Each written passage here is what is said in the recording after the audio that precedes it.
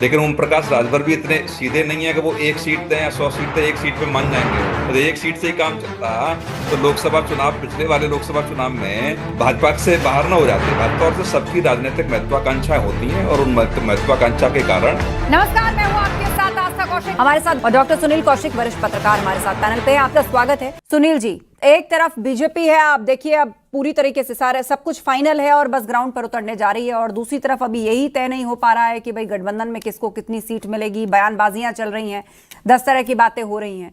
तो बताइए, अब 6 महीने मात्र चुनाव को रह गए हैं। एक तरफ एनडीए गठबंधन है, दूसरी तरफ इंडिया ब्लॉक है। नहीं देखो आस्था जी, अभी तो किसी गठबंधन ने सीटें तय नहीं की, ना इंडिया गठबंधन ने ना एनडीए गठबंधन ने। निश्चित तौर से चुनाव से पहले कूटनीतिक तरीके से कुछ बयान नेता देकर के एक दूसरे पर दबाव बनाने का प्रयास करते हैं।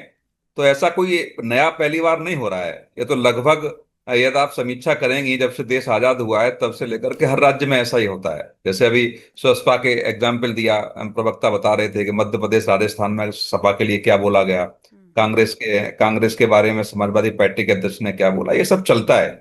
लेकिन ओम प्रकाश राजभर भी इतने सीधे नहीं है कि वो एक सीट दें या 100 सीट दें, एक सीट पे मान जाएंगे। वो बिल्कुल एक सीट देने की बात करेंगे, दिल्ली दरबार भागने लगेंगे। वो कहेंगे एक सीट काम नहीं चलेगा।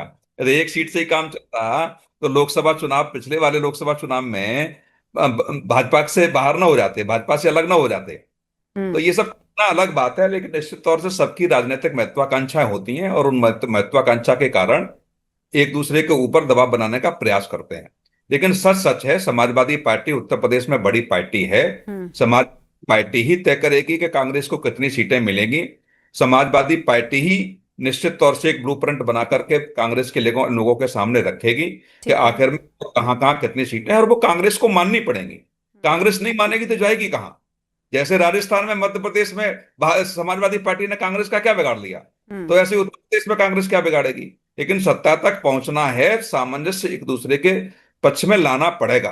अब जो पश्चिम के सांसद कुछ और कह रहे हैं, अखिलेश यादव जी को ज्ञान दे रहे हैं कि पश्चिम बंगाल के नतीजे के बाद भी अखिलेश जी नहीं समझ पा रहे हैं। अभी प्रभारी ने क्या बोला कि हम बड़े भाई हैं। निश्चित तौर पर समझता हूं कि कूटनीतिक तरीके से दबाव बनाने के प्रयास होते हैं ऐसे बयान देकर के, और अखिलेश जी समझते हैं और भारतीय जनता पार्टी के बड़े नेता भी इसको समझते हैं। लेकिन अभी समय है सीटों के बंटवारे के लिए। लेकिन मैं दावे के साथ कह सकता हूं, इंडिया और एनडीए गठबंधन में कोई राजनीतिक दल ऐसा नहीं है कि जो बड़ा दल देगा वो उतनी सीटों में वो संतोष व्यक्त कर लेगा। ठीक है।